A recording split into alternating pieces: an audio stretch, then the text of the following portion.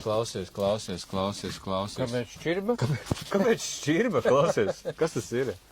Taču vajag ugunsdrošību, vajag skaņcizāciju. Kāpēc tur šķirba ir? Mēs, ievērojot tehnoloģiju, lielākā daļa lokšņu materiāliem pastāv problēma, ja ceļš ir sienas ir špaktelētas krāsotas, pastāv plaisāšana. Un, Ne jau plaknei. ne jau plaknei, stūriem. Un tāpēc mēs ievērojot visu, ko mūs apmācīs un parādīs ir Fermacell, mēs pieņemsim vienmēr atstājām šo te lielo kompensācijas šuvi. Daudziem liekas, kas tas ir par ārprātu, kā tad tur stūris izskatīsies. Bet mums ir svarīgi par to, ka šo te māju mēs pārradīsim un nevienu reizi.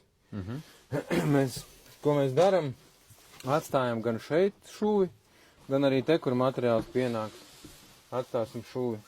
Un, lai šuvē nebūtu jāspiež iekšā vesela kaudze ar mastiku kaut kādu, izmantojam šādu te pasākumu, saliekot iekšā, un tas nozīmē to, ka mums materiāla patēriņš samazinās krietni. Mēs iegūstam iespējams daudziem pirmajā brīdī ne ideālu tur 90 grādu stūri, bet mēs iegūstam viņai tādu mazuņu nopaļojumu. Un viņš neplēsās, ja? Viņš nekad neplēsās. Jā. To mēs esam pārliecinājuši uz visām savām mājām. Un rekur pieņemsim spilgts piemērs. Šī ir tā mastika, ko mēs spiežam stūros.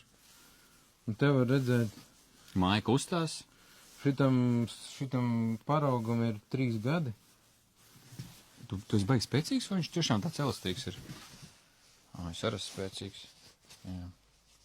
Nu jā, un viss. Un tas arī iedod to, kad mēs neatgriežamies pie kaut kādiem mazajiem plaisu remontiem.